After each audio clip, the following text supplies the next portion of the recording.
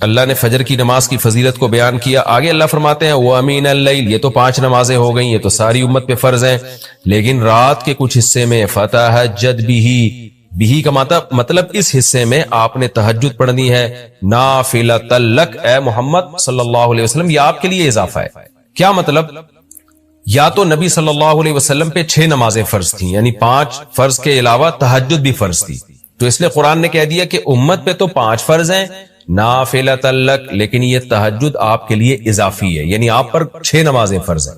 ایک مطلب تو یہ بھی ہو سکتا ہے. اور جو علماء اس کے قائل ہیں کہ نہیں نبی پر تہجد فرض نہیں تھی، تو ان کے نزدیک اس آیت کی تفسیر یہ ہوگی کہ یہ آپ کے لیے ایک اضافہ ہے اللہ کے قرب حاصل کرنے کا. یعنی 5 نمازیں تو پڑھنی ہی پڑھنی ہے، لیکن آپ اللہ کے قرب کے لیے ایک اضافی چیز بھی آپ کو دی جا رہی ہے تاکہ آپ کے درجات اور زیادہ بلند ہو. تو ایسی صورت میں یہ صرف نبی کے ساتھ خاص نہیں ہے، کیونکہ خطاب نبی سے چل رہا ہے، اس لیے اللہ نے کہہ دیا آپ کے لیے اضافہ، ورنہ حقیقت میں پوری امت کے لیے یہ اضافہ ہے. آگے اللہ فرماتے ہیں عسیٰ ان یبعثک ربک، امید ہے کہ آپ کو آپ کا رب پہنچا دے مقام محمود تک. یہ مقام محمود کیا ہے؟ شفاعت کبریٰ، یعنی تمام پیغمبر نبی کے پاس آئیں گے کہ آپ سفارش سے آغاز کریں، یعنی سفارش کا آغاز آپ سے ہوگا، پھر آپ صلی اللہ علیہ وسلم سفارش کریں گے. تو یہ ایک سب سے اونچا مقام ہے جو اللہ قیامت کے دن رسول اللہ صلی اللہ علیہ وسلم کو دے گا، اور جس سے آپ کی تمام پیغمبروں پر فضیلت ثابت ہو جائے گی کہ جب تک آپ کی طرف سے شفاعت کی ابتدا نہیں ہوگی کوئی اور پیغمبر سفارش نہیں کریں گے. تو اللہ نبی صلی اللہ علیہ وسلم کو تسلیاں دے رہا ہے کہ یہ مشرکین کا جو آپ کے اوپر بے پناہ دباؤ ہے، جبر ہے، آپ اس میں تسلی رکھیے، آپ نماز قائم کریں اور تہجد کی پابندی کریں، اللہ نے آپ کو بہت بڑا آگے چل کے مقام دینا ہے. تو چونکہ نبی صلی اللہ علیہ وسلم بھی بشر تھے نا، مشرکین کے دباؤ کی وجہ سے آپ بھی ایک پریشانی میں آتے تھے، تو اس لیے اللہ آپ کو ثابت قدم رکھنے کے لیے آپ صلی اللہ علیہ وسلم کو یہ خوشخبریاں سنا رہا ہے کہ آپ نے اپنا اس عمل کو فوکس کرنا ہے، نماز اور تہجد کو، تاکہ آپ کا اللہ سے قرب رہے.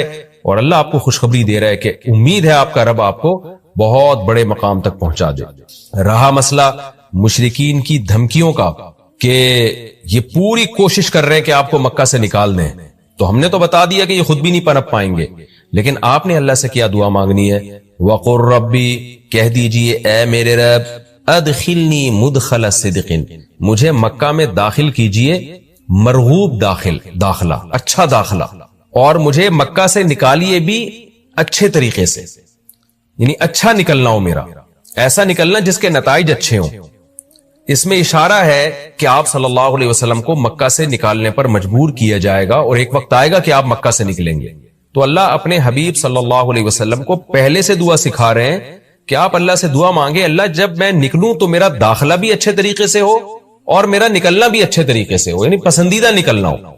سوال پیدا ہوتا ہے نکلنے کا عمل تو پہلے ہے اور مکہ میں داخلے کا عمل بعد میں، تو نکلنے کا تذکرہ پہلے ہونا چاہیے کہ اللہ مکہ سے مجھے اچھی طریقے سے نکال، اور مکہ میں مجھے داخل بھی اچھے طریقے سے کرنا.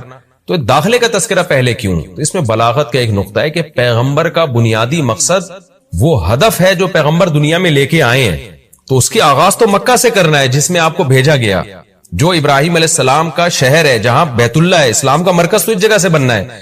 تو اس جگہ سے اگر نکالنا ہی مقصد ہے تو یہ جگہ تو رہ گئی نا پھر جو ابراہیم علیہ السلام کا مرکز اور ابراہیم علیہ السلام کی دعائیں تھی. تو اس لیے اصل مقصد تو یہ کہ مکہ میں داخل میں اچھے طریقے سے ہوں، جو پیغمبر کا مقصد تھا دنیا میں آنے کا، مکہ فتح کر کے داخل ہوں، یہاں مجھے غلبہ ملے، اور یہاں میرا جب داخلہ ہو تو ایسا داخلہ جس کو میں پسند کروں. یہ جو ابھی میں مکہ میں کہیں سفر سے جا کے واپس آتا ہوں، یہ داخلہ وہ داخلہ نہیں ہے جو میں چاہتا ہوں. تو چونکہ مکہ سے نکلنا مقصد نہیں ہے، نکالا اس لیے جا رہا ہے تاکہ داخلہ ایک طاقت کے ساتھ ہو اور اچھے طریقے سے داخلہ ہو، اس لیے اس داخلے کا تذکرہ پہلے کیا جا رہا ہے. ہاں وہ داخلہ اس وقت تک ممکن نہیں ہے جب تک مکہ سے ایک دفعہ آپ کا خروج نہ ہو، تاکہ مدینہ میں ریاست بنے اور آپ 10,000 کا لشکر لے کر فاتحانہ انداز سے مکہ میں داخل ہوں، اور جس مقصد کے لیے اللہ نے آپ کو بھیجا تھا وہ مقصد پورا ہو. تو وہ مقصد نکلے بغیر پورا ہو نہیں سکتا، اس لیے نکلنے کا تذکرہ کر دیا. ورنہ اصل مقصد تو یہ ہے کہ اللہ میں مکہ سے نکلنا نہیں چاہتا، میں مکہ میں داخلہ چاہتا ہوں. داخلہ ایسا ہونا چاہیے مدخل صدق، سچا مرغوب داخلہ ہونا چاہیے. چنانچہ اللہ نے آپ کی دعا قبول کی، اور جب نبی مکہ میں داخل ہوئے نکلنے کے بعد تو کیسا بہترین آپ نے کا داخلہ ہوا کہ 10,000 کا لشکر لے کر آپ گئے اور مشرکین مکہ آپ سے معافی کی بھیک مانگ رہے تھے. تو یہ مکی آیتیں اس وقت تو ظلم کے پہاڑ توڑے جا رہے تھے، لیکن پیغمبر سے اس طرح کی دعائیں کروائی جا رہی تھی. وَأَخْرِجْنِي مُخْرَجَ صِدْقٍ، اور اللہ مرغوب نکلنا ہو، یعنی جب میں نکلوں تو بھی میرا اچھا ٹھکانہ ہو. چنانچہ آپ کا نکلنا بھی بڑا اچھا ہوا کہ پورا مدینہ آپ کے استقبال میں کھڑا ہوا تھا. اور طلع البدر علینا من ثنیۃ الوداع، یہ جو ترانے ہیں یہ مدینہ کی بچیاں آپ کے استقبال میں پڑھ رہی تھی. تو آپ کا نکلنا بھی اچھا ہوا، یعنی مدینہ میں داخلہ جو مکہ سے نکل کے، اور پھر جو مکہ میں آنا وہ تو اس سے بھی زیادہ عزت اور شان کے ساتھ ہوا. وَاجْعَلْ لِي مِن لَّدُنْكَ سُلْطَانًا نَصِيرًا، اور اللہ تو بنا دے میرے لیے اپنے پاس سے زبردست طاقت جس میں میری مدد ہو، غلبہ دے دے مجھے مشرکین پر. یہ بھی مستقبل کی دعا ہے جو ان حالات میں نبی سے منگوائی جا رہی ہے، اور اللہ نے آپ کی ساری دعاؤں کو قبول کیا. سلطان نصیر بھی دے دیا آپ کو، غلبہ بھی دے دیا مکہ پہ، ایسا غلبہ جس میں اللہ کی مدد تھی، اور وہ کمزور غلبہ نہیں تھا. طاقتور غلبے کو سلطان کہا جاتا ہے. اور مدینہ میں جانا بھی آپ کا پسندیدہ ہوا، اور مکہ میں آنا بھی آپ کا پسندیدہ ہوا. اور اے نبی آپ یہ بھی کہہ دیجئے جاء الحق، حق آ چکا ہے، وزہق الباطل، اور باطل فنا ہو چکا ہے. حالانکہ جس وقت یہ دعا منگوائی جا رہی تھی باطل فنا نہیں ہوا تھا. لیکن ماضی سے جب کسی چیز کو تعبیر کیا جاتا ہے تو یہ بتانے کے لیے گویا یہ کام ہو چکا ہے، حالانکہ ہوا نہیں، ہوگا. لیکن نبی کی زبان سے نکلوایا جا رہا ہے کہ آپ مشرکین میں اعلان کر دیں کہ بس یہ کام ہو چکا ہے، حق آ گیا، باطل ختم. اور یعنی ہوگا تو فیوچر میں، لیکن گویا ابھی ہو چکا ہے. اتنا یقینی ہے کہ میں تمہیں اس کی پہلے سے خبر دے چکا ہوں کہ باطل اب پنپنے نہیں پائے گا، کیونکہ حق اب آ چکا ہے. ان الباطل کان زہوقا، اور باطل تو ہے ہی فنا ہونے والی چیز. جب حق آتا ہے تو باطل فنا ہو جاتا ہے. نبی صلی اللہ علیہ وسلم جب مکہ مکرمہ میں داخل ہوئے نا، تو آپ بتوں کو چھڑیوں سے گراتے تھے، چھڑی سے. مکہ میں داخل ہو کے 360 بت کو ایک ایک کر کے چھڑی مارتے تھے اور وہ بت الٹے لڑکتے تھے. تو آپ اس موقع پر یہ آیت پڑھ رہے تھے کہ جاء الحق وزہق الباطل ان الباطل کان زہوقا. کیا کیفیات بنتی ہوں گی صحابہ کی اور پیغمبر کی اس وقت کہ جو خوشخبری ان کو 13 سال پہلے دی گئی تھی، کئی سال پہلے دی گئی تھی، اور یقینی دی گئی تھی کہ یہ ہو چکا، تو اللہ نے اپنی آنکھوں سے دکھا دیا کہ کیسے بتوں کو بیت اللہ سے نکالا جا رہا ہے اور اللہ کے گھر کو کیسے شرک سے پاک کیا جا رہا ہے. وَنُنَزِّلُ مِنَ الْقُرْآنِ مَا هُوَ شِفَاءٌ وَرَحْمَةٌ لِّلْمُؤْمِنِينَ، اور قرآن کہہ رہے ہیں ہم قرآن نازل کرتے ہیں جس میں مومنین کے لیے شفا ہے. یعنی اے نبی آپ کی تسلی کے لیے اور بھی ہم بتائیں آپ کو کہ ہم یہ جو آیتیں نازل کر رہے ہیں نا، اس میں مومنین کو بھی شفا مل رہی ہے، ان کی اصلاح ہو رہی ہے شرک سے اور برے عقیدوں سے، اور مسلمانوں کے لیے یہ رحمت ہے، ان کو تسلیاں بھی مل رہی ہیں. وَلَا يَزِيدُ الظَّالِمِينَ إِلَّا خَسَارًا، اور ظالمین کے خسارے میں اضافہ ہو رہا ہے، کیونکہ ظالمین اس پر عمل نہیں کر رہے، حجت تمام ہو رہی ہے. وَإِذَا نَمْنَا عَلَى الْإِنسَانِ أَعْرَضَ وَنَأَى بِجَانِبِهِ، قرآن کہتے ہیں ہم جب انسان پر احسان کرتے ہیں تو وہ اعراض کرتا ہے اور اپنے پہلو کو ہٹا دیتا ہے. نعمت ملنے کے بعد بجائے اللہ کے قریب ہونے کے اللہ سے دور ہوتا ہے. وَإِذَا مَسَّهُ الشَّرُّ، اور جب انسان کو کوئی مصیبت پہنچتی ہے كَانَ يَئُوسًا، تو مایوس ہونے لگتا ہے. یعنی انسان کے بارے میں شکایت کی جا رہی ہے کہ اس کا اللہ پر ایمان نہیں ہے. پیغمبر کا مقصد ہے اللہ سے جوڑنا. تو یہ جو مشرکین ہیں جو اللہ کو نہیں مانتے، یہ خوشیوں میں بھی اللہ کو بھولتے ہیں اور غم میں بھی اللہ کو بھولتے ہیں، اسباب کو دیکھتے ہیں. لہذا جب اسباب کو آپ دیکھتے ہو اور پریشانی آتی ہے تو اسباب بتا رہے ہوتے ہیں پریشانی دور نہیں ہو سکتی، تو مایوس ہونے لگتے ہیں، ڈپریشن میں جاتے ہیں. اور جب خوشی آتی ہے تو اپنا کمال سمجھتے ہیں، لہذا اترانے لگتے ہیں اور خدا سے دور ہو جاتے ہیں.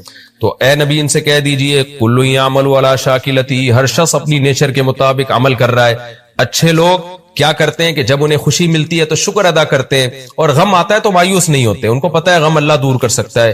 فَرَبُّكُمْ أَعْلَمُ، تمہارا رب خوب جانتا ہے بِمَنْ هُوَ أَهْدَىٰ سَبِيلًا، کون ان دونوں فریقوں میں سیدھے راستے پر چل رہا ہے. جو غموں میں مایوس ہو اور خوشیوں میں اترانے لگے، خدا سے دور ہو جائے، وہ گمراہی والے راستے پر ہے. اور جو خوشیوں میں اللہ کے قریب آئے، شکر ادا کرے، اور غموں میں بھی اللہ کے قریب آئے کہ غم کو اللہ ہی دور کر سکتا ہے، مایوس نہ ہو، یہ سیدھے راستے پر ہے. اللہ خوب جانتا ہے کون سیدھے راستے پر ہے، یعنی اس میں اللہ نے اشارہ دے دیا کہ یہ لوگ سیدھے راستے پر ہے، تو ہمیں ایسا بننا چاہیے. اظہر صاحب انڈیا سے، اگر کسی نے قسم کھائی کہ اگر بیوی غلط قدم رکھے گی تو اس گھر میں نہیں رہنے دوں گا، اور بعد میں بیوی پکڑی گئی، سبحان اللہ، تو رہنمائی فرما دیں، غلط قدم رکھے گی یا غلط اقدام کرے گی. تو دیکھیں یہ طلاق کے الفاظ نہیں ہیں، اب کیا اقدام تھا وہ تو آپ ہی بہتر جانتے ہیں جو پوچھنے والا ہے. لیکن اس گھر میں نہیں رہنے دوں گا، اس سے طلاق واقع نہیں ہوتی. یہ تو ایسے ہی ہے کہ آپ نے قسم اٹھا لی. ہاں یہ ضرور ہے کہ اگر وہ جس پہ آپ نے قسم کو معلق کیا ہے کہ اگر وہ یہ غلط کام کرے گی تو میں گھر میں نہیں رہنے دوں گا، قسم اٹھائی پھر بھی آپ نے رہنے دیا، تو قسم کا کفارہ ادا کر دیں. 10 غریبوں کو 2 ٹائم کا کھانا، اگر اس کی استطاعت نہ ہو تو 3 دن لگاتار روزے. ہندو مذہب میں ایک ایکسرسائز ہوتی ہے، اس ایکسرسائز میں سورج کو مختلف پوسچرز میں پوجا کیا جاتا ہے، سورج کی پوجا کی جاتی ہے. میں نے جم میں وہ ایکسرسائز کر لی، اور ورزش کرنے سے پہلے اور ورزش کرنے کے دوران اور ورزش کے بعد بھی میرا سورج کو پوجنے کا کوئی ارادہ نہیں تھا، بس میں نے ایسا ایکٹ کیا صرف صحت بنانے کی نیت سے. تو کیا یہ مجھ سے شرک ہو گیا؟ اگر بھائی صحت کے لیے آپ نے ایسا کیا اور سورج کی طرف رخ کر کے کوئی عبادت کی نیت سے نہیں کیا تو یہ شرک نہیں ہے. لیکن نبی صلی اللہ علیہ وسلم نے ہمیں منع کیا ہے کہ کسی کی مذہبی رسومات میں ان کی مشابہت یہ ناجائز اور حرام ہے. تو اگر یہ ہندوؤں کا مذہبی طریقہ ہے کہ وہ خاص اسٹائل میں سورج کے سامنے، میں نے تو نہیں کبھی کسی ہندو کے بارے میں ایسا سنا کہ ایسا کرتے ہو، لیکن بہرحال اگر کوئی کرتے ہو تو پھر شرعاً آپ کے لیے جائز نہیں ہے، تو آئندہ اس سے احتیاط کی جائے. میری آنکھوں میں ڈارک سرکلز ہلکے ہو گئے ہیں، ہر طرح کا علاج کرا لیا مگر فائدہ نہیں ہوا، کیا آپ کوئی عمل بتا سکتے ہیں؟ میں دعا کر سکتا ہوں بھائی، اللہ تعالیٰ آپ کے ڈارک سرکل کو وائٹ سرکل میں تبدیل کر دے. باقی ڈاکٹر ہی کرے گا، باقی صبح شام کے جو اعمال ہیں ان کو پورا کرنا چاہیے بس. جو شخص یا علی کہہ کر جانور ذبح کرے اس کا گوشت لے سکتے ہیں؟ نہیں لے سکتے. غیر اللہ کا نام جس جانور پہ لیا گیا ہو تو وہ جانور کھانا جائز نہیں ہے.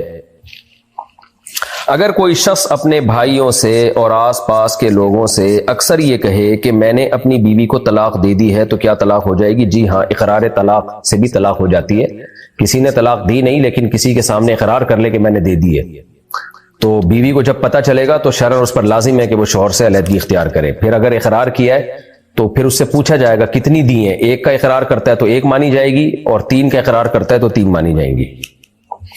اگر عورت آئی بروز صاف نہ کرے بلکہ اس کو بلیچ سے شیپ دے دے تو شوہر کے لیے تو کیا یہ جائز ہے عورت کے لیے؟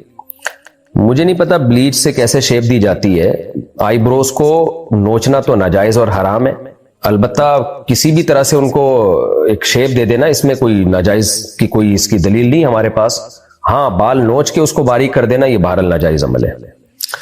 کورٹ میرج کرنے والی لڑکی کا نکاح اس کے والدین جان بوجھ کر کہیں اور کرا رہے ہیں تو کیا یہ نکاح ہو جائے گا؟ کیا کورٹ میرج میں جج، وکیل اور گواہوں کا مسلمان ہونا ضروری ہے؟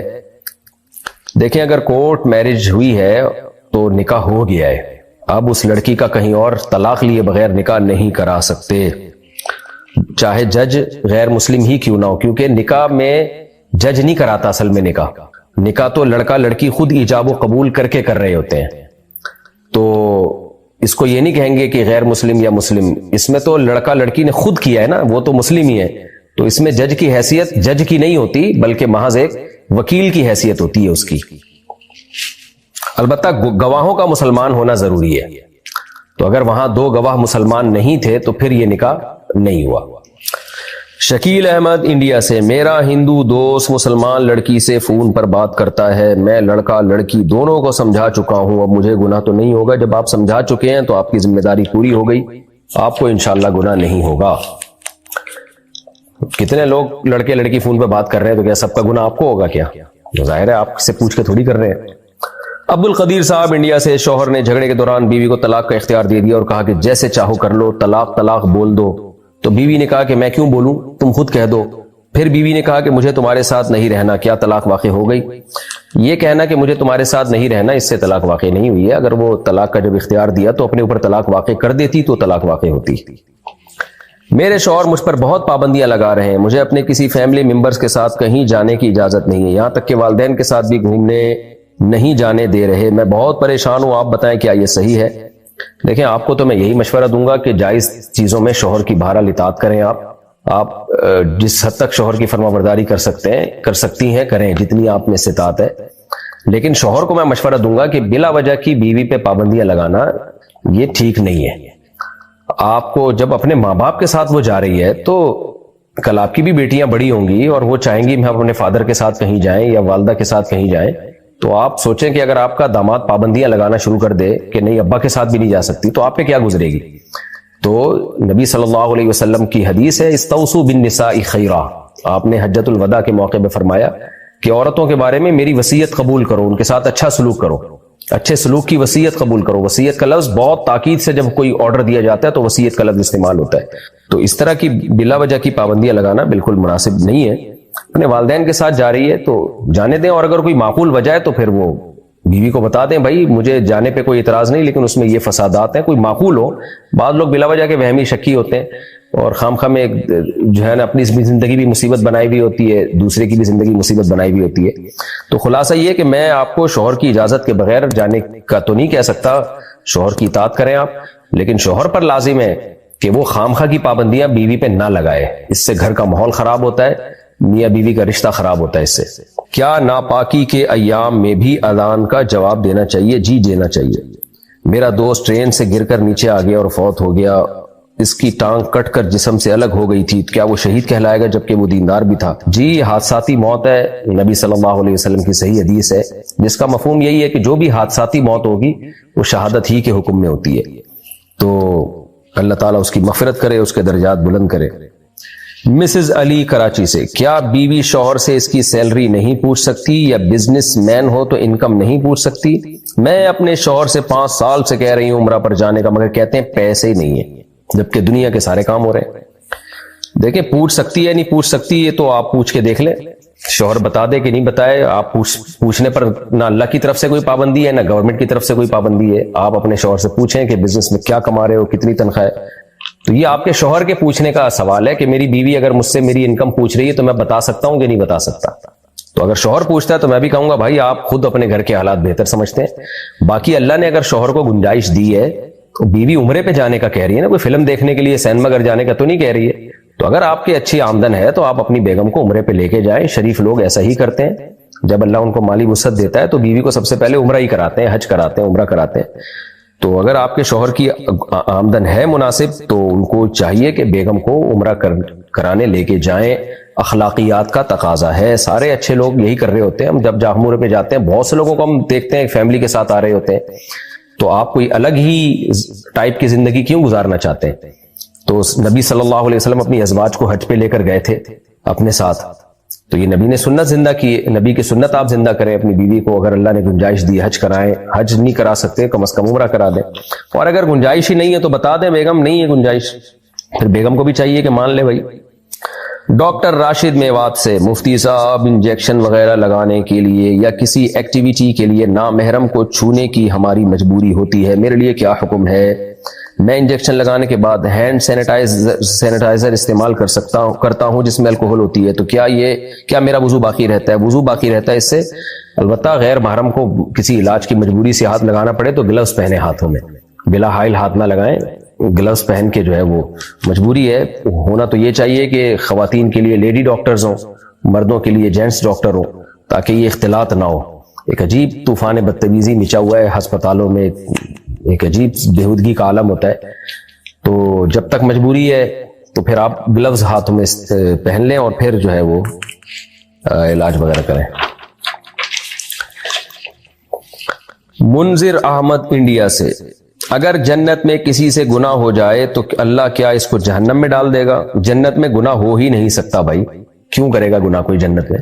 آدم علیہ السلام کو اللہ نے جنت میں بھیجا تھا تو ایک درخت پہ پابندی لگائی تھی، وہ آزمائش تھی، اور اس میں پھر اللہ نے بتا دیا تھا کہ دنیا میں بھیج دیا، اب جو ہے نا کچھ نیک اعمال کرو گے تو جنت میں جاؤ گے۔ آدم علیہ السلام کو جو جنت ملی تھی بغیر کسی عمل کے، تو اس لیے اللہ نے ان کو ایک آزمائش میں ڈال دیا ہمیں سبق دلانے کے لیے۔ اب جو جنت میں جائے گا تو جزاء بما کانوا یعملون، اللہ کہتے ہیں تمہارے اعمال کا بدلہ ہے یہ، تو جو آزمائش ہونی تھی وہ ہو گئی۔ پھر جنت میں اب جب جائیں گے اللہ ہم سب کو لے کے جائے تو اب کوئی آزمائش جنت میں نہیں ہے، آزمائش نہیں ہے تو اس کی مخالفت پہ گناہ کا خطرہ بھی نہیں ہے، تو ساری خواہشات جنت میں پوری ہوں گی۔ تو اس لیے سوال ہی غلط ہے کہ کسی سے گناہ ہو جائے، ہو ہی نہیں سکتا گناہ جنت میں۔ کیا تعویذ گلے میں ڈالنا شرک ہے؟ شرکیہ تعویذ گلے میں ڈالنا شرک ہے، شرکیہ تعویذ نہ ہو تو پھر شرک نہیں ہے۔ یہ جو حدیث میں آتا ہے نا تعویذ اور رقیہ یہ شرک ہے، صحیح حدیث ہے، تو اس سے مراد شرکیہ تعویذ ہے۔ اب ظاہر ہے کسی نے تعویذ میں یا اللہ مدد لکھ کے گلے میں لٹکا دیا تو اس میں شرک ہے، تو عین توحید ہے، اللہ سے مدد مانگ رہا ہے وہ۔ ہاں البتہ یہ ضرور ہے کہ تعویذ گنڈوں کو شریعت میں پسند نہیں کیا گیا، اس کو کمال توکل کے خلاف سمجھا گیا ہے، تو اس لیے ان چیزوں سے ایوائڈ کرنا چاہیے۔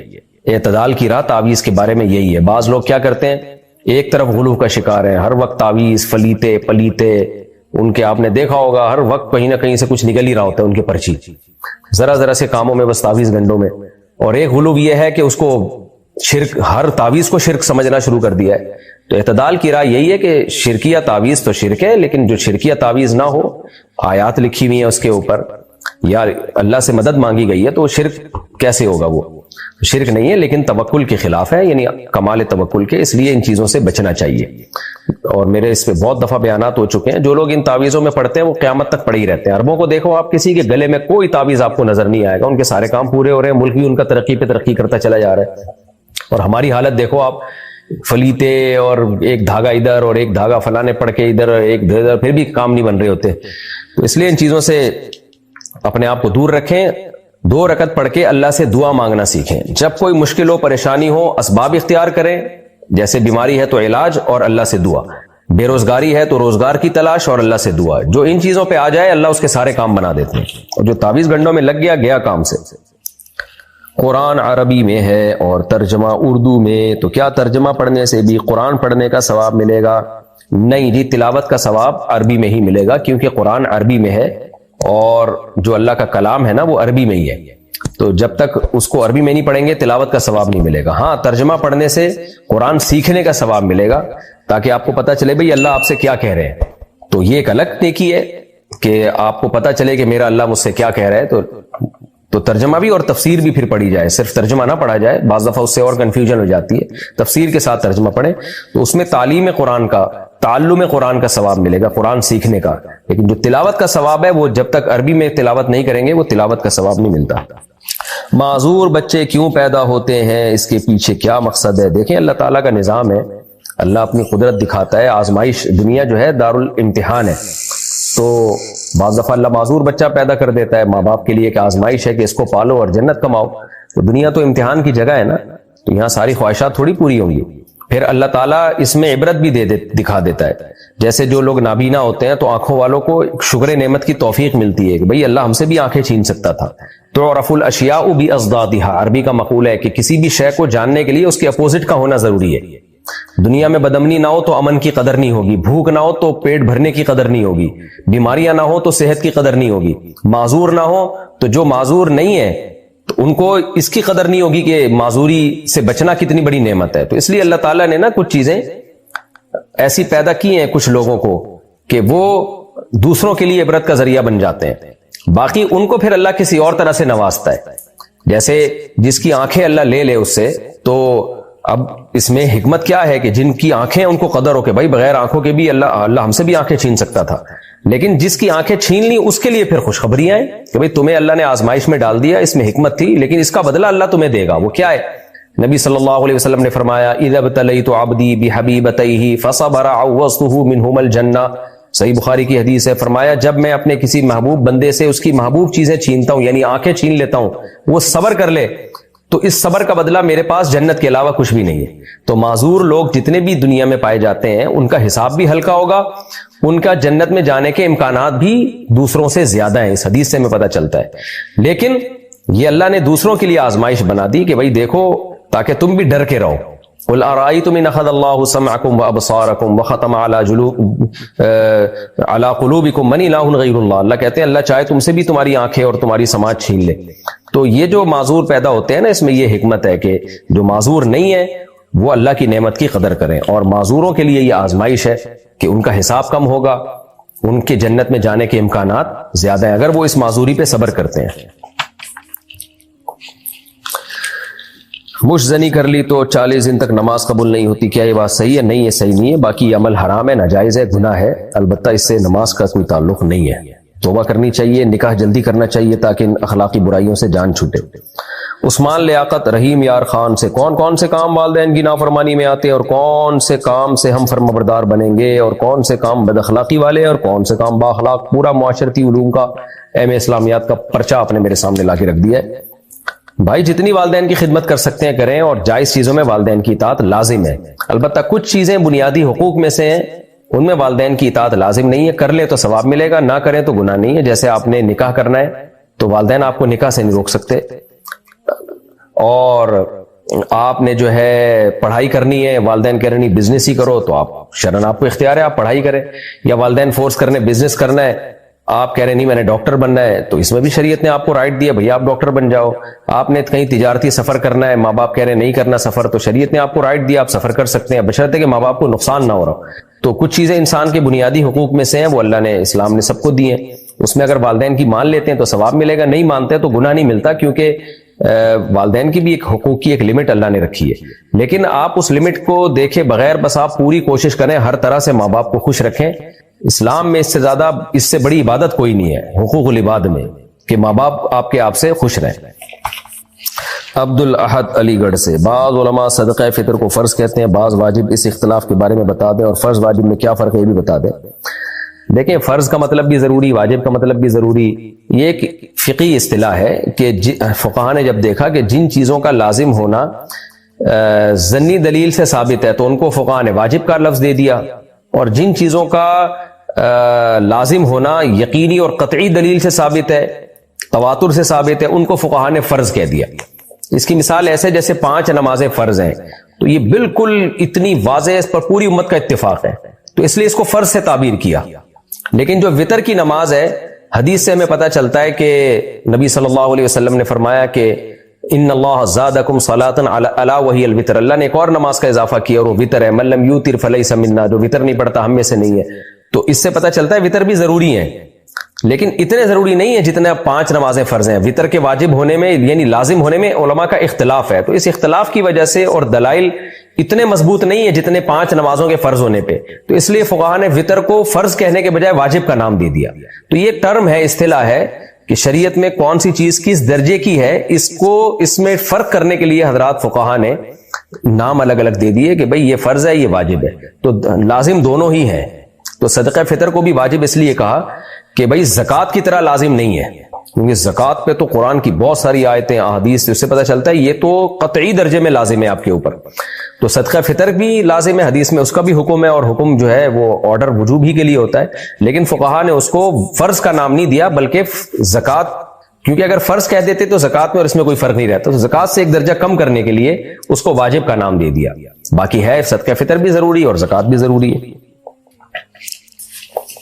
اگر نکاح کے وقت جو حق مہر، جیب خرچ اور گھر طے ہوا تھا وہ شوہر نہ دے تو عورت کو کیا کرنا چاہیے؟ کہ اللہ پہ چھوڑ دینا چاہیے؟ کیونکہ بار بار مطالبہ کرنے پر جھگڑا ہوتا ہے. شوہر کو چاہیے اللہ سے ڈرے، آخرت کا خوف دل میں رکھے. نبی صلی اللہ علیہ وسلم نے معاہدوں کی خلاف ورزی پر کتنی وعیدیں سنائی ہیں، اور قرآن میں تو عورت کے ساتھ جو آپ کے مالی معاہدے ہوئے ہیں ان کی بہت زیادہ تاکید ہے کہ ان معاہدوں کو پورا کیا جائے. تو شوہر اگر یہ نہیں کر رہے جو معاہدے انہوں نے کیے تھے تو گنہگار ہوں گے. حق مہر طے ہوا تھا، جیب خرچ وغیرہ وہ سب دینا چاہیے شوہر کو. آپ کو بہرحال میں یہی مشورہ دوں گا کہ آپ اچھی طرح مطالبہ کریں، نہیں دے تو پھر صبر کر لیں. اپنا گھر کیوں خراب کریں گی؟ آج کل پتہ ہے گھر خراب ہونے سے کے سائیڈ افیکٹ زیادہ ہیں. ارباز صاحب انڈیا سے، ہماری برادری میں لڑکیاں کم ہیں اور لڑکے زیادہ، اور ہماری برادری والے ہماری برادری سے باہر شادی نہیں کرنے دیتے. کیا ہم اپنی برادری کے باہر کسی مسلمان لڑکی سے شادی نہیں کر سکتے؟ برائے مہربانی برادری والوں کو سمجھائیں، کر کے بتا دیں. ہو گئی ہے جو اکھاڑنا ہے اکھاڑ لو، یہی حل، ایسی برادری کا یہی حل ہے. کوشش کریں برادری میں تلاش کریں، مل جاتی ہے ٹھیک ہے، نہیں مل رہی تو یہ تھوڑی کہ یہ جہاں مرضی کر لیں بھائی، اچھی جگہ کریں، بس لڑکی نیک ہو، شریف شرفا ہو. جعفر اقبال ہنگو سے، کیا وضو سے پہلے استنجا ضروری ہے؟ نہیں بھائی، وضو اور استنجا کا کوئی آپس میں لنک بنتا ہی نہیں ہے. عثمان لیاقت رحیم یار خان سے، میری داڑھی کے بال کم اور گھنگریالے ہیں جس کی وجہ سے گھر والے داڑھی کٹوانے کا کہتے ہیں، جبکہ مجھے داڑھی رکھنے کا بہت شوق ہے. میں ان کو کیا جواب دوں تاکہ وہ مجھے کہنا چھوڑ دیں؟ آپ کو میرے بھائی شوق نہ بھی ہو تو داڑھی رکھنا پڑے گی، آپ کو داڑھی رکھنا شریعت میں لازم ہے. تو ایک مٹھی تک کم از کم رکھیں اور گھر والوں کی بات نہ مانیں. لا طاعت لمخلوق فی معصیت الخالق، اللہ کی نافرمانی میں مخلوق کی اطاعت جائز نہیں ہے. خاتون نے پوچھا ہے میں مہندی لگاتی ہوں تو اس میں ہندو لوگ اپنے بھگوان کی تصویر بنانے کا کہتے ہیں، تو کیا میں مہندی سے بھگوان کی تصویر بنا سکتی ہوں؟ نہیں بنا سکتی. محمد شاکر انڈیا سے، میں جانوروں کے ہسپتال میں ہوتا ہوں، اللہ خیر کرے. اکثر کتے کپڑوں سے ٹچ ہو جاتے ہیں اور کبھی کپڑوں پر زبان بھی لگا دیتے ہیں، تو کیا ان کپڑوں میں نماز پڑھ سکتا ہوں؟ کتے کا جو تھوک ہے وہ ناپاک ہوتا ہے، خود کتا ناپاک نہیں ہوتا، تو کتا آپ کے کپڑوں سے جتنا بھی ٹچ ہو جائے اس سے کوئی فرق نہیں پڑتا، لیکن اگر وہ آپ کے کپڑوں سے زبان لگائے گا تو پھر وہ جگہ پر دھونا لازم ہے۔ اگر وضو کرنے کے بعد دودھ پیتے بچے نے پیشاب کر دیا تو کیا دوبارہ وضو کرنا پڑے گا؟ نہیں جی، پیشاب بچے نے کیا ہے تو وضو آپ کو کیوں کرنا پڑے گا؟ ہاں، وہ جگہ دھو لیں جہاں پیشاب لگا ہوا ہے۔ کیا مسلمان کافر ہونے کے بعد تجدید ایمان کے بغیر دوبارہ مسلمان ہو سکتا ہے؟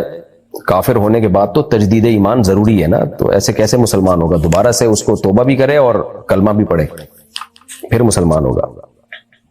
ڈاکٹر نے مادہ منویہ مانگا چیک اپ کے لیے تو کس طرح نکال کر دیں؟ بعض دفعہ ڈاکٹر اسپرم کوالٹی چیک کرنے کے لیے منی کا ٹیسٹ کرتے ہیں، تو اس میں اکثر وہ یہ کہہ دیتے ہیں کہ ہاتھ کے ذریعے آپ یہ کام کریں اور بوتل میں اس جو ہے نا اسپرم لا کے دیں، تو یہ جائز نہیں ہے۔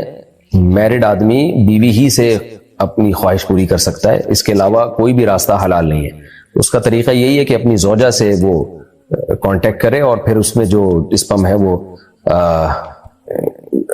ڈاکٹر کو لا کے بوتل پکڑا دے، یا جو بھی وہ اس کو دیتے ہیں، یعنی ہینڈ سے، ہاتھ سے ہی ٹھیک نہیں ہے۔ سنت مؤکدہ اور غیر مؤکدہ میں کیا فرق ہے، اور فرض اور واجب میں کیا فرق ہے؟ تفصیل سے بتا دیں۔ سنت مؤکدہ اور غیر مؤکدہ میں فرق یہ ہے کہ کچھ سنتیں ایسی ہیں جو نبی نے ہمیشہ پابندی سے پڑھی ہیں اور نماز فرائض کے ساتھ ہی پڑھی ہیں، لہذا وہ ایک درجے میں فرائض ہی کا حصہ ہے، فرائض ہی کی تکمیل کے لیے، تو وہ کنٹینیو کی ہیں، تو ان کو چھوڑنا ٹھیک نہیں ہے، جائز عمل نہیں ہے۔ کبھی کبھار چھوٹ جائے تو ٹھیک ہے، لیکن اس کو چھوڑنے کی عادت بنا لینا یہ جائز نہیں ہے۔ نبی صلی اللہ علیہ وسلم نے فرمایا کہ جو میری سنت سے اعراض کرے گا وہ مجھ سے نہیں ہے، تو اس سنت میں فرائض واجبات بھی داخل ہیں، سنت مؤکدہ بھی داخل ہے۔ جیسے کچھ نماز کے اندر کی سنتیں ہوتی ہیں نا، اب آپ چاہیں تو نماز ایسے شروع کریں، سورہ فاتحہ سے شروع کرا، سورت پڑھی آپ نے اور رکوع میں گئے، ایک تسبیح پڑھ لی تو نماز تو پھر بھی ادا ہو جائے گی، لیکن یہ پراپر وے والی نماز نہیں ہے۔ اس کی مثال ایسے ہے جیسے فجر کی نماز میں اگر کوئی روزانہ امام نماز پڑھائے، پہلی رکعت میں انا اعطیناک الکوثر پڑھے، دوسری میں قل هو اللہ احد پڑھے، تو نماز تو ادا ہو جائے گی، لیکن یہ طریقہ سنت مؤکدہ کے خلاف ہے۔ وجہ اس کی ہے کہ نبی نے فجر کی نماز جب بھی پڑھائی ہے تو آپ صلی اللہ علیہ وسلم سوائے سفر کے آپ لمبی قرات کیا کرتے تھے، تو اب فجر میں لمبی قرات کرنا واجب تو نہیں ہے۔ اگر ہم کہیں واجب ہے تو اس کا مطلب نہیں کریں گے تو نماز ہی نہیں ہوگی، نماز لوٹانی پڑے گی، اور اگر ہم کہیں کہ عام سنتوں کی طرح سنت ہے تو اس کا مطلب پھر یہ ہوا کہ اگر امام روزانہ انا اعطیناک الکوثر پڑھے، قل هو اللہ احد پڑھے تو بھی ٹھیک ہے، نہیں بھائی نہیں۔ تو اس لیے فقہاء نے اس کے ایک ٹرم ایجاد کی کہ بھئی اس کو ہم کہیں گے سنت مؤکدہ، ہے تو سنت لیکن عام سنتوں کی طرح نہیں ہے، مؤکد ہے۔ آپ نے فجر کی 2 رکعتوں میں امام نے طول دینا ہے، لمبی پڑھنی ہے اس کو۔ تو اسی طرح نبی صلی اللہ علیہ وسلم نے جو نماز کے اندر کی سنتیں ایسے باہر کی بھی ہیں۔ اب فجر کے 2 فرض سے پہلے آپ نے ہمیشہ 2 سنت پڑھی ہے، ظہر کے 4 فرض سے پہلے 4 سنت اور بعد میں 2 سنت، مغرب کے بعد 2 سنت، عشاء کے بعد 2 سنت، تو اس لیے فقہاء نے ان سنتوں کو سنت مؤکدہ کا نام دے دیا، اور ہمیشہ یہ فرائض کے ساتھ ہی پڑھی ہیں۔ تو یہ فرائض کا اس لحاظ سے حصہ ہے کہ فرائض کی تکمیل کے لیے، جیسے فجر کی 2 فرضوں کو آپ نے لمبا کیا ہے تو وہ بھی ایک لحاظ سے فرض کا حصہ، فجر کی نماز کا حصہ بن گئی ہیں کہ بھائی فجر کی 2 رکعتیں لمبی ہوں گی، تو ایسے ہی فجر کی 2 رکعتوں سے پہلے 2 رکعتیں الگ سے ہوں گی، ظہر کی 4 رکعتوں سے پہلے 4 رکعتیں الگ سے ہوں گی، تو یہ اس لحاظ سے نماز کا حصہ ہے۔ یہ میں اتنی ڈیٹیل میں اس لیے بیان کر رہا ہوں کہ آج بعض اسکالرز نے سنت مؤکدہ ہی کا انکار کر دیا کہ سنت مؤکدہ کچھ ہوتی نہیں ہے، تو یہ تو پوری دین کی بنیادیں آپ ہلا کے رکھ دو گے۔ تو اس لیے سنت مؤکدہ بھی پابندی سے پڑھنا لازم ہے۔ کبھی کبھار چھوٹ جائے تو ایک الگ، جیسے فجر کی 2 رکعتیں آپ کبھی اگر مختصر پڑھ لو، کوئی جلدی ہے، کوئی مسئلہ ہے تو ٹھیک ہے، اس میں کوئی حرج نہیں ہے کبھی کبھار، لیکن نارملی فجر کی 2 رکعتیں لمبی ہی پڑھنی پڑیں گی۔ امام پر یہ ہے کہ وہ لمبی نمازیں پڑھائے فجر کی 2 رکعتیں، اور تبھی امام لوگ ایسا نہیں کرتے کہ سورہ اخلاص پڑھ رہے ہو، لوگ مقتدی بھی کھڑے ہو جائیں گے، بھائی یہ فجر اتنی مختصر کیوں کر دی آپ نے؟ ہاں مغرب آپ مختصر پڑھاتے رہے، کوئی حرج نہیں ہے۔ تو اسی طرح فجر سے پہلے ہمیشہ نبی نے 2 سنتیں پڑھی ہیں تو آپ کو بھی پڑھنی پڑیں گی، ظہر سے پہلے 4 سنتیں پڑھی ہیں تو آپ کو بھی پڑھنی پڑیں گی۔ تو یہ ہے سنت مؤکدہ جس کو کنٹینیوسلی نبی صلی اللہ علیہ وسلم نے کیا ہے، تو ہمیں بھی اس کو کنٹینیوسلی کرنا پڑے گا۔ اور غیر مؤکدہ یہ ہے کہ وہ آپ کے لیے بالکل آپشنل ہے، آپ پڑھیں نہ پڑھیں آپ کی مرضی ہے۔ اور واجب کا مطلب تو ضروری ہے، واجب کی میں ڈیٹیل ابھی 2-3 سوال پہلے میں جو سوال تھا اس میں ڈیٹیل بتا چکا ہوں کہ وہ تو ایک دفعہ بھی نہیں آپ چھوڑ سکتے، واجب کا یہ مطلب ہے۔ اچھا بھائی، میں دنیاوی ترقی کے لیے بہت کوشش کرتا ہوں مگر اکثر ناکامی ملتی ہے، لیکن میں اللہ سے راضی ہوں، ٹینشن نہیں لیتا، میرا یہ عمل درست ہے؟ جب آپ اللہ سے راضی ہیں، ٹینشن نہیں لیتے تو پھر درست ہے، کوشش تو کرنی چاہیے انسان کو۔ سالم نعمانی بنارس انڈیا سے، اگر کوئی مسلمان مندر جا کر صرف شوق میں ماتھے پر ٹیکا لگوا لے تو کیا اس کا نکاح ٹوٹ جائے گا؟ اگر وہ بت کے سامنے جھکائے باقاعدہ تو پھر شوق میں بھی جھکائے تو بھی یہ کفر ہے، تو اس کا نکاح ٹوٹ جائے گا، کافر ہو جائے گا۔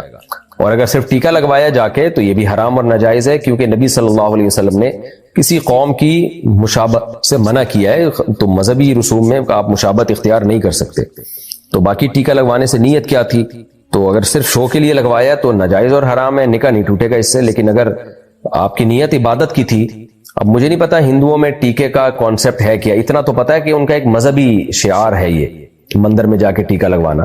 اب وہ عبادت کی نیت سے کرتے ہیں یا کیا کرتے ہیں یہ ڈیٹیل میرے علم میں ہے نہیں۔ بہرحال کسی بت کے سامنے اگر آپ جھک گئے تو عبادت کی نیت نہ بھی ہو تو بھی کافر ہی کہلاؤ گے آپ، کیونکہ کسی جو ہے نا اس پہ فقہاء نے بڑی بحث کی ہے، احکام القرآن میں اس پہ بڑی بحث ہے کہ بت کے سامنے اگر آپ جھکتے ہو تو آپ کا عمل شریعت پھر اس کو عبادت ہی قرار دیتی ہے۔ ہاں جان کا خوف ہو اگر تو ایک الگ بات ہے، جان کا جب تک خوف نہیں ہے تو کسی بت کے سامنے سجدہ کرنے کو تعظیم نہیں قرار دیا جائے گا، سجدہ عبادت ہی کا قرار دیا جائے گا اور اس میں کافر ہو جائے گا انسان۔ نارملی ٹیکا لگوانے سے کافر نہیں ہوگا لیکن گناہ گار ہوگا، آپ توبہ استغفار کریں۔ نماز ٹوٹ گئی چکر آنے کی وجہ سے تو گناہ تو نہیں ملے گا؟ نہیں ملے گا بھائی۔ اگر کھڑے ہو کر پیشاب کریں اور پانی سے استنجا کریں تو کیا استنجا ہو جائے گا؟ جی ہو جائے گا استنجا، لیکن کھڑے ہو کر بلا ضرورت پیشاب کرنا بہت برا عمل ہے، کوئی مجبوری ہو تو جائز ہے، کوئی حرج نہیں ہے۔ شیخ انس انڈیا سے، نماز میں کتنا ہل جل کر سکتے ہیں؟ عمل کثیر کتنا عمل ہوتا ہے؟ نماز میں ہل جل بالکل بھی نہ کریں، شدید مجبوری ہو تو ایک ہاتھ سے اگر ایک عمل ہو سکتا ہے تو دو ہاتھ استعمال نہ کریں، جیسے کہیں خارش ہو رہی ہے تو ایک ہاتھ کیا، خارش کر لی، ختم ہو گیا بس۔ باقی اس میں اختلاف ہے کہ کتنا عمل کثیر کہلائے گا۔ بعض حضرات نے کہا جلی 3 دفعہ اگر آپ نے حرکت کر لی ہے تو یہ عمل کثیر ہے، لیکن دلیل کے لحاظ سے راجح قول یہ ہے کہ اتنی حرکت کر لی کہ کوئی نووارث شخص آئے تو اس کو دیکھنے میں لگے کہ آپ نماز پڑھ ہی نہیں رہے ہو، تو پھر یہ عمل کثیر کہلائے گا اور اس سے نماز چھوڑ جائے گی۔ اچھا بھائی، وسیم پٹھان انڈیا سے، ہمیں 3-4 سالوں سے مسلسل نقصان ہو رہا ہے، صرف 3-4 سالوں سے ہو رہا ہے، تو ظاہر ہے 3-4 سالے جب ہوں گے تو نقصان تو ہوگا نا آپ کو، 1 سالہ ہی کافی ہے نقصان پہنچانے کے لیے، آپ کو 3-4 سالوں سے ہو رہا ہے۔ اچھا سالوں سے مراد ایئرز ہے، YEARS، وہ والے سالے مراد نہیں ہے۔ ہم نے کوئی برائی بھی نہیں کی، ہمیں لگتا ہے کہ کسی نے ہمارے اوپر جادو کیا ہے، کیا کیا جائے؟ کوئی جادو وادو نہیں ہے آپ کے اوپر، نقصان ہو رہا ہے تو اس نقصان کی تلافی کی کوشش کریں، اور وہ جن 3-4 سالوں سے ہو رہا ہے ان 3-4 سالوں کی انکوائری کروائیں، یہ سالے آپ کے پیچھے کیوں پڑے ہوئے ہیں، سوری یعنی 3-4 سالوں سے ہو رہا ہے نا، اس سے پہلے تو نہیں ہو رہا تھا، تو ظاہر ہے جو 4-5 سال پہلے سے دیکھیں کہ آپ نے کیا ایسا عمل کیا جس کی وجہ سے اب نقصان ہونا شروع ہو گیا ہے۔ بہرحال جادو وادو آپ کے اوپر نہیں ہے، آپ توبہ استغفار کریں اور اپنی اصلاح کی کوشش کریں اور نقصان کی وجہ تلاش کرنے کی کوشش کریں، اس کو دور کریں۔ پھر بھی ہو رہا ہے تو بھائی اللہ کی طرف سے مقدر ہے، اللہ سے کون لڑ سکتا ہے، صبر کریں، اللہ اس پہ آپ کو اجر دے گا۔ اصل تو دنیا دار الامتحان ہے، آزمائش کی جگہ ہے، اصل تو آخرت ہے۔ اگر میسج وغیرہ پر عربی میں سلام کے بجائے کسی اور زبان میں سلام کے بجائے کچھ اور الفاظ لکھ دیں تو کیا خلاف سنت ہوگا؟ جی ہاں جناب، خلاف سنت ہوگا۔ انگلش میں بسم اللہ لکھ سکتے ہیں، بھائی بسم اللہ کو بسم اللہ ہی لکھیں، کیوں رسم الخط کو چینج کر رہے ہیں؟ مناسب نہیں ہے، یہ جو عربی الفاظ ہیں خاص طور پہ دعائیں ہیں ان کو رومن میں لکھنا مناسب نہیں ہے، تو یہ کیونکہ عربی رسم الخط اور یہ ان کی حفاظت بھی ہمارے ذمے ہے، تو اس لیے اس کو عربی میں ہی لکھنا چاہیے۔ بہت سے لوگوں نے یوٹیوب پر ولاگز ڈالے ہوتے ہیں جن کے پیچھے گانے چل رہے ہوتے ہیں اور بیچ میں خراب ایڈز آتے ہیں، تو کیا ان کی انکم حلال ہے؟ اور اگر وہ مر گیا تو اس کی ویڈیو پر جو گانے لگے ہیں ان کا گناہ اس کو قبر میں ملتا رہے گا؟ ویڈیو پہ گانے ڈالنا تو جائز نہیں ہے، البتہ جو خراب ایڈز آ جاتے ہیں تو وہ تو اس کے اختیار میں نہیں ہے، وہ تو گوگل نے کمپنی کو دیا ہوا ہوتا ہے۔ یہ ایسے ہی ہے جیسے اپنی دکان آپ نے کسی کو رینٹ پہ دی ہوئی ہے، وہ جو رینٹ پہ جس نے لی ہوئی ہے وہ اس میں گانے چلا دے تو اس میں آپ کو گناہ نہیں ہوگا اگر آپ کی پرمیشن کے بغیر وہ چلا رہا ہے۔ تو گوگل کا بھی یہی حساب کتاب ہے، خراب ایڈ بھی آ جاتے ہیں بعض دفعہ اس میں، کیونکہ آپ کے اختیار میں نہیں ہے وہ۔ باقی خراب ایڈ آنے سے آپ کی ارننگ حرام ہوگی کہ نہیں ہوگی؟ تو ارننگ کے حرام ہونے کا تعلق خراب ایڈ سے نہیں ہے، بلکہ اس سے ہے کہ اس ایڈ میں پروموٹ کس چیز کو کیا جا رہا ہے، کیونکہ ایڈ کا بنیادی مقصد ہوتا ہے کسی کمپنی کی پروڈکٹ کو پروموٹ کرنا، تو پروڈکٹ ہی اگر حرام ہے تو اس کا ایڈ سے آمدن بھی حرام ہے۔ مثال کے طور پر شراب کا ایڈ آ رہا ہے لیکن وہ خراب ایڈ نہیں ہے. خراب سے میری مراد ہے بے حیائی نہیں ہے اس میں. کوئی داڑھی پگڑی میں کوئی صاحب ہیں جو شراب کی بوتل کو دکھا رہے ہیں دنیا کے سامنے, تو اس ایڈ کی آمدن حرام ہے. وجہ اس کی ہے کہ شراب کو پروموٹ کرنے کی آمدن مل رہی ہے آپ کو, اور اگر جو پروڈکٹ ہے وہ حرام پروڈکٹ نہیں ہے, وہ جائز پروڈکٹ ہے, لیکن اس کو پیش کرنے والی کوئی بےہودہ سی لڑکی ہے, اس کی ڈریسنگ بھی ادھوری ہے. مثال کے طور پر کوئی کھجور کا ایڈ آ رہا ہے لیکن, یا کوئی شیمپو کا ایڈ آ رہا ہے لیکن اس کو کوئی لڑکی جو ہے وہ بےہودہ لباس میں آ کے اس ایڈ میں آ رہی ہے, تو اس ایڈ کی آمدن حلال اس لیے ہوگی کہ آمدن آپ کو اس لڑکی دکھانے کی نہیں دی جا رہی, آمدن جو دی جا رہی ہے اس پروڈکٹ کو پروموٹ کرنے کی. تو پروڈکٹ کیونکہ حلال ہے لہذا اس کی انکم بھی حلال ہوگی. اس کو یوں سمجھیں کہ آپ نے ایک شاپ موبائل کی کھولی, اس میں آپ موبائل بیچ رہے ہیں لیکن اس میں آپ نے لڑکی بٹھا دی لوگوں کو اٹریکٹ کرنے کے لیے, تو یہ عمل تو حرام اور ناجائز ہے, لیکن آمدن اس لیے حلال ہے کہ آمدن تو موبائل کی پیسے مل رہے ہیں نا آپ کو. آپ آئی فون بیچ رہے ہیں, سیمسنگ بیچ رہے ہیں, اور کوئی کمپنی بیچ رہے ہیں, تو اس کی آمدن ہے. طریقہ غلط ہے آپ کا, تو طریقہ غلط استعمال کرنے کا گناہ ہوگا. تو آمدن کا تعلق پروڈکٹ سے ہے کہ کس چیز کو پروموٹ کیا جا رہا ہے. پروڈکٹ اگر حلال چیز ہے, اس کو پروموٹ کیا جا رہا ہے تو اس کی آمدن حلال ہے. اگر پروڈکٹ ہی حرام ہے, کسی فلم کا ایڈ آ رہا ہے, کسی گانے کا ایڈ آ رہا ہے, یا کسی سودی بینک کا ایڈ آ رہا ہے, انشورنس کمپنی کا ایڈ آ رہا ہے, یا شراب کا ایڈ آ رہا ہے, تو چاہے وہ بے حیائی نہ بھی ہو اس میں, تو بھی اس ایڈ کی آمدن حرام ہے. تو اس لیے یوٹیوب کی ارننگ, جو بھی یوٹیوب سے پیسہ کماتے ہیں ہم ان کو یہی کہتے ہیں کہ آپ اپنی ارننگ میں سے چند فیصد صدقہ کریں آپ, تاکہ اس میں جو حرام چیزوں کے ایڈ آ گئے ہیں نا وہ آپ کی آمدن اس سے پاک ہو جائے. اچھا بھائی, نثار لاہور. باقی اگر کوئی گانے کی ویڈیو لگاتا ہے اس پہ, تو ظاہر ہے وہ گانے جب تک چلتے رہیں گے تو قبر میں اس کو عذاب ملے گا, کیونکہ گناہ حدیث میں آتا ہے من سن سنتا سیئتا فلہ وزرھا ووزر من عمل بھا, کہ جس نے کسی گناہ کو جاری کر دیا تو جب تک وہ گناہ چلتا رہے گا اس کو قبر میں, یعنی اس کو عذاب ملتا رہے گا قبر میں بھی زندگی میں بھی. ہاں اگر توبہ کر لی تو ایک الگ بات ہے, توبہ کر کے پھر ہٹا دے اس کو اگر ہٹانے پر قدرت ہے, اگر نہیں ہے تو بس پھر توبہ ہی کافی ہے. نثار صاحب لاہور سے, اگر نماز آخری وقت میں پڑھی اور نماز پڑھتے ہوئے دوسری نماز کی اذان شروع ہو گئی تو کیا نماز ہو گئی ہے؟ نماز لوٹانی ہوگی. ہو گئی, نماز لوٹانی نہیں پڑے گی, لیکن اتنی دیر کرنے کا گناہ ہوگا, توبہ استغفار کرے. غسل کے پانی میں بیری کا پتہ ڈالنا کیسا ہے؟ کوئی شریعت یعنی کوئی لازم نہیں ہے, لیکن اچھا ہے کیونکہ اس سے صفائی زیادہ اچھی ہوتی ہے.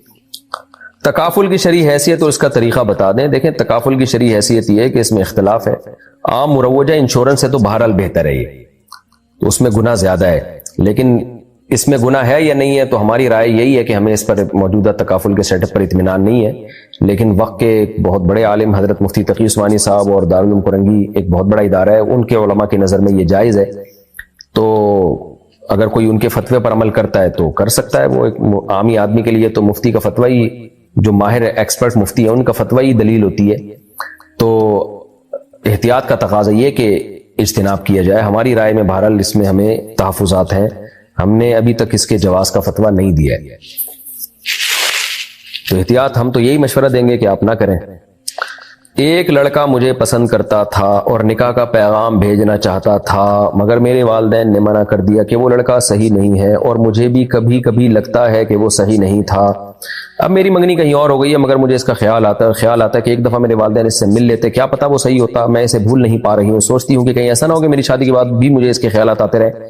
یہ شیطان کی عادت ہوتی ہے. دیکھو ہم جب بچپن میں کوئی چیز خریدتے تھے نا, بلکہ آپ کو ابھی بھی پتا ہوگا کہ جب بھی شاپنگ کرتا ہے نا انسان, بہت سوچ سمجھ کے ایک چیز لیتا ہے, خریدتے ہی اس کے علاوہ سب چیزیں اچھی لگنا شروع ہو جاتی ہیں انسان کو. یعنی آپ نے جا کے شاپنگ سینٹر میں بہت سوچ سمجھ کے کوئی چیز خریدی نا, خرید کے آپ شاپنگ مال سے نکلے تو آپ کو پھر ہر چیز اچھی لگنا شروع ہو جائے گی. جوتے ہیں, پینٹ ہے, کپڑے ہیں, یہ انسان کی نیچر ہے. جو چیز اس کے پاس نہیں ہوتی انسان کا دل اس کی طرف مائل ہونا شروع ہو جاتا ہے. تو آپ کو یہ شیطان وسوسے ڈال رہا ہے. جہاں آپ کے والدین نے آپ کی بات طے کر دی, آپ اس پہ خوش ہو جائیں اور شادی ہو جائے گی تو یہ وسوسے آپ کو نہیں آئیں گے, اور وہ دماغ سے اس کو نکال دیں آپ. کیا کسی غیر مسلم کو خواب میں نبی صلی اللہ علیہ وسلم کی زیارت ہو سکتی ہے؟ ہو سکتی ہے, نہ ہو سکنے کی کوئی دلیل ہمارے پاس نہیں ہے. اگر کسی نے موبائل سے ڈائریکشن دیکھ کر, لیکن وہ غیر مسلم اس سے خوش فہمی میں نہ ہو کہ میں جنت میں جاؤں گا, ہو سکتا ہے یہ اس لیے زیارت ہوئی ہو کہ اللہ تعالیٰ اس کو ایمان کی توفیق دینا چاہتے ہو اور اس کو خوشخبری دینا چاہتے ہو, اس کو موٹیویشن مل رہی ہو اللہ کی طرف سے کہ تم مسلمان ہو جاؤ. اعظم گبول بحریہ ٹاؤن کراچی سے پوچھتے ہیں مسجد کی بجلی اپنے ذاتی گھر کے کام کے لیے استعمال کر سکتے ہیں؟ جی نہیں کر سکتے۔ محمد تیمور منہاس کشمیر سے، اگر کوئی شخص کسی کمرے میں نماز پڑھ رہا ہو، دوران نماز اگر کوئی شخص کمرے میں آ کر سگریٹ، شیشہ یا کوئی نشہ کرنا شروع کر دے تو ایسے میں نمازی کے لیے کیا حکم ہے اور نشہ کرنے والے شخص کے لیے کیا حکم ہے؟ نمازی کے لیے تو حکم یہی ہے کہ اپنی نماز کو کمپلیٹ کرے، نشہ کرنے والے کے لیے حکم یہی ہے کہ وہ یہ تو غلط جگہ ہے، ظاہر ہے کوئی بندہ نماز پڑھ رہا ہے، نبی صلی اللہ علیہ وسلم نے تو مسجد میں کچا پیاز کھا کے جانے سے منع کیا ہے، تو یہ تو نشہ کی بدبو تو کچے پیاز سے بھی زیادہ ہوتی ہے، تو اگرچہ مسجد نہیں ہے لیکن بہرحال ایک نمازی کا بھی ایک احترام ہے تو اس کو منع کیا جائے، اور کیا کر سکتے ہیں۔ ابو ہریرہ بٹ کوئٹہ سے، کوئی ایسا وظیفہ بتا دیں کہ اللہ تعالیٰ ایمان مضبوط کر دے۔ ربنا لا تزغ قلوبنا بعد اذ ہدیتنا وہب لنا من لدنک رحمہ انک انت الوہاب، یہ دعا بھی پڑھا کریں اور اللہ سے ایمان کی ثابت قدمی کی دعا مانگا کریں اللہ تعالیٰ سے، تو نماز بس شریعت کے حکام پر عمل کریں گے تو اسی سے ایمان مضبوط ہوتا ہے۔ ذکر اللہ کیا کریں۔ ساؤتھ افریقہ سے کسی نے پوچھا، میری شادی کو 12 سال ہو گئے، 12 سالوں سے میرے شوہر مجھے دھوکہ دے رہے ہیں، اب میری برداشت سے باہر ہو چکا ہے، اب تو وہ میرے سامنے بھی فحش ویڈیوز دیکھنے لگے ہیں، استغفر اللہ، ساری حدیں پار کر دی ہیں، میرے پاس واپسی کا کوئی راستہ نہیں ہے، کیا مجھے ابھی بھی شوہر کا حق ادا کرنا ہوگا؟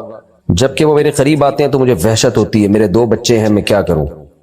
یہ تو بہت ہی بری حرکت ہے، بیوی کے سامنے یہ کام کر رہا ہے ایک آدمی، فحش ویڈیوز دیکھ رہا ہے، تو آپ اپنے رشتہ داروں سے رابطہ کریں، اپنے والد سے، بھائیوں سے۔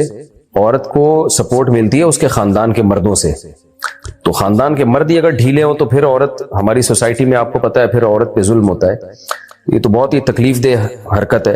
اصولی طور پر تو ایسی صورت میں شوہر سے علیحدگی لینی چاہیے، جو آپ کے سامنے اس کام کو کرتے ہوئے اس کو شرم نہیں آ رہی ہے، اتنی کھلے عام ایک جرم کر رہا ہے وہ تو، اور اس سے خطرہ ہوتا ہے کہ عورت بھی گناہ میں نہ پڑ جائے کہیں، تو اصولی طور پر تو یہی ہے کہ ایسے میاں سے علیحدگی لینی چاہیے، لیکن آج کل مسئلہ یہ ہے کہ خواتین کا علیحدگی لینے کے بعد زیادہ بڑے مسائل کھڑے ہونے کا خطرہ ہوتا ہے کہ دوبارہ شادی اچھی جگہ ہو نہ ہو، بچے نہ رول جائیں کہیں، تو میں اب اس بارے میں آپ کو کچھ مشورہ نہیں دے سکتا جب تک کسی کے پورے حالات سامنے نہ ہو، کیسے مشورہ دے انسان، تو آپ خود ہی نمٹیں اس کیس سے، اپنے رشتہ داروں کو بیچ میں ڈالیں، یہی کہہ سکتا ہوں میں۔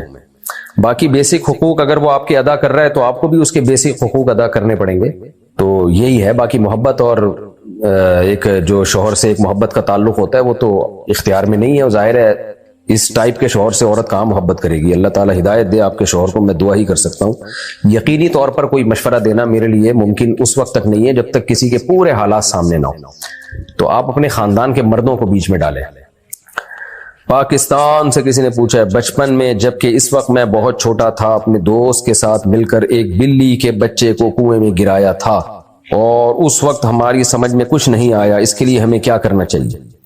دیکھیے، جانور پہ ظلم کرنا بھی گناہ ہے، اب خیر ہو گیا، اب اس کی تلافی تو ہو نہیں سکتی، جو ہونا تھا ہو گیا، تو بس توبہ استغفار کریں اور بہتر ہے کچھ صدقہ خیرات کر دیں۔ کسی یعنی مخلوق پر احسان کیا جائے، ایک مخلوق پہ ظلم کیا ہے تو اب ظاہر ہے مخلوق پر احسان کریں، اس کی تلافی کے طور پر یہی تلافی ہو سکتی ہے۔ سلمان صاحب حیدرآباد انڈیا سے، مفتی صاحب نے ڈراپ شپنگ کو رسک نہ ہونے کی وجہ سے حرام کہا ہے، جبکہ ڈراپ شپنگ میں آرڈر آنے پر سپلائر کو پیسے ادا کر دیے جاتے ہیں، اگرچہ پہلے سے قبضہ میں نہ ہو، لیکن اگر گاہک آرڈر گھر پہنچنے پر لینے سے انکار کر دے تو نقصان ہم پر ہی ہوتا ہے، کیا ایسی صورت میں بھی یہ حرام ہوگا؟ دیکھیں، رسک نہ ہونے کی وجہ سے ناجائز کہا ہے ڈراپ شپنگ کو، لیکن ہمیشہ ڈراپ شپنگ میں ایسا نہیں ہوتا کہ رسک نہ ہو۔ ڈراپ شپنگ میں 3 میں سے ایک صورتیں اختیار کر لیں تو جائز ہو جائے گی وہ 3 صورتیں کیا ہیں؟ ایک صورت تو یہ ہے کہ آپ نے کمپنی سے مال خریدا، اپنے قبضے میں یا اپنے نمائندے کے قبضے میں لیا، اور پھر کسٹمر کو آفر کیا آپ نے کہ ہاں بھائی ہم سے خریدتے ہو کہ نہیں خریدتے ہو، تو وہ کسٹمر اگر خریدتا ہے تو چونکہ رسک آپ اٹھا چکے ہو، وہ چیز اگر ضائع ہو گئی تو آپ کا نقصان ہوگا، تو ایسی صورت میں یہ بالکل بے غبار طریقہ ہے، یہ جائز ہے۔ یعنی ایک چیز خریدی اپنے یا اپنے نمائندے کے قبضے میں دی تو رسک خود بخود ٹرانسفر ہو گیا جب قبضے میں آ گئی نا، لیکن خریدنے کا عمل ہو کہ آپ نے کمپنی سے خود خریدی ہو، اپنے لیے خریدی ہو، پھر آگے آپ اس کو بیچیں۔ دوسری صورت یہ ہوتی ہے کہ آپ کمیشن ایجنٹ بنے، آپ کمپنی اور کسٹمر کے درمیان ایک ایجنٹ کا کام کریں، دلالی کا کام کریں۔ اس صورت میں آپ کمپنی کو واضح لفظوں میں بتائیں گے کہ ہم آپ کی چیز بیچ رہے ہیں، یہ ہماری نہیں ہے، آپ کی چیزیں ہم بیچ رہے ہیں، اس دوران جب ڈیلیوری کے دوران یہ چیز ضائع ہو گئی، یہاں سے وہاں لے جاتے ہوئے بیچ میں کہیں ضائع ہو گئی، چور نے چھین لی، تو آپ کا نقصان ہے، ہمارا نقصان نہیں ہے، تو پھر یہ سودا آپ کے لیے جائز ہوگا، کیونکہ آپ نے خریدی نہیں ہے، آپ وکیل بن کے بیچ رہے ہیں، تو وکیل کو نقصان نہیں ہوتا شریعت میں، نقصان موکل کا ہوتا ہے، جس کمپنی نے آپ کو نمائندہ بنایا ہے۔ تو یہ کمپنی کو صاف لفظوں میں آپ کو بتانا پڑے گا، کیونکہ اس میں دو نمبری نہیں کہ کوئی اس میں کنفیوژن نہیں ہونی چاہیے۔ تیسری صورت ڈراپ شپنگ کی یہ ہوتی ہے کہ آپ کسٹمر کو بیچے نہیں، بیچنے کا وعدہ کر لیں۔ آپ کمپنی سے یعنی کسٹمر سے کہیں کہ بھائی یہ چیز ہے میں آپ کو بیچوں گا، ابھی بیچی نہیں ہے میں نے، وہ اگر مان لیتا ہے ٹھیک ہے جی میں خریدوں گا، تو پھر آپ کمپنی سے خریدیں اپنے لیے، اور پھر آپ اس کو آفر کریں، ہاں بھائی تم نے وعدہ کیا تھا کہ تم اس سے خریدو گے، تو خریدتے ہو گے نہیں خریدتے، تو اس کے گھر لے جائیں آپ اس چیز کو اور کہیں بھائی تمہیں رائٹ ہے، تم چاہو تو خرید لو، چاہو تو واپس کر دو۔ اگر وہ واپس کر دے تو پھر وہ چیز آپ کی ہے، کمپنی کی نہیں ہے، یہ خوب سمجھ لیں، کیونکہ آپ کمپنی سے آلریڈی خرید چکے ہیں۔ تو یہ سب چیزیں ہوتی نہیں ہیں، صرف فارمیلٹی پوری کی جا رہی ہوتی ہے، اس لیے اس میں پھر ناجائز عنصر شامل ہو جاتا ہے۔ تو یہ تین طریقوں میں سے ایک طریقہ آپ کو اختیار کرنا پڑے گا، اور ایک طریقہ یہ بھی ہو سکتا ہے، چوتھا طریقہ، کہ آپ کسٹمر سے کہیں کہ میں تمہاری طرف سے خریدنے کا ایجنٹ بن جاتا ہوں، میں تمہارے لیے چیز خریدوں گا، تمہیں اگر یہ ہم نے انٹرنیٹ پہ تمہیں ایک چیز دکھا دی ہے، تمہیں اچھی لگ رہی ہے، تو میں تمہارے لیے کمپنی سے خرید کے لے کر آتا ہوں۔ تو ایسی صورت میں آپ کسٹمر کی طرف سے ایجنٹ ہوں گے۔ اس صورت میں جب آپ کمپنی سے خریدیں گے تو یوں سمجھا جائے گا آپ نے چونکہ کسٹمر کے لیے خریدا ہے، تو کسٹمر اس کا مالک بن گیا ہے آپ کے قبضہ کرتے ہی۔ اس دوران چیز بیچ میں ضائع ہو گئی تو پھر کمپنی کا نقصان نہیں ہوگا، اس کسٹمر کا نقصان ہوگا۔ تو یہ طریقے ہیں اس کے ڈراپ شپنگ کے جواز کے۔ اس کے علاوہ جو طریقے آج کل مارکیٹ میں چل رہے ہیں وہ ٹھیک نہیں ہے۔ ہوتا ہے مارکیٹ میں جو چل رہا ہے وہ یہ چل رہا ہے کہ آپ کسٹمر کو چیز دکھاتے ہیں، ابھی وہ چیز آپ کی ملکیت میں نہیں ہے، اور کسٹمر کو وہ چیز بیچ دیتے ہیں، کسٹمر خرید لیتا ہے، پھر آپ کمپنی سے وہ چیز خریدتے ہیں اور پھر آپ ڈیلیور کرتے ہیں کسٹمر کو۔ تو کسٹمر کی مرضی ہے لے یا نہ لے تو ٹھیک ہے، آپ کو آپ کا کمیشن یعنی آپ کو پروفٹ مل جاتا ہے، حالانکہ وہ پروفٹ آپ کے لیے حلال نہیں ہوتا، کیونکہ نبی صلی اللہ علیہ وسلم کی صحیح حدیث ہے کہ جو چیز تمہارے پاس ہے ہی نہیں تم آگے بیچ نہیں سکتے، آپ نے پہلے ہی بیچ دی اس کو، تو جب آپ کے قبضے میں ہی نہیں تھی، آپ کی ملکیت میں ہی نہیں تھی، آپ نے کیسے بیچ دیا اس کو آگے؟ تو یہ طریقہ جو آج کل چل رہا ہے یہ ٹھیک نہیں ہے۔ اس کو اس طرح سے میں نے اس پہ تفصیلی کلپ ریکارڈ کروایا، اگر یہ سمجھ نہ آیا ہو تو آپ دوبارہ جا کے وہ تفصیلی کلپ دیکھ سکتے ہیں، اس میں آپ کو دوبارہ پتہ چل جائے گا کیا کرنا ہے۔ اچھا بھائی،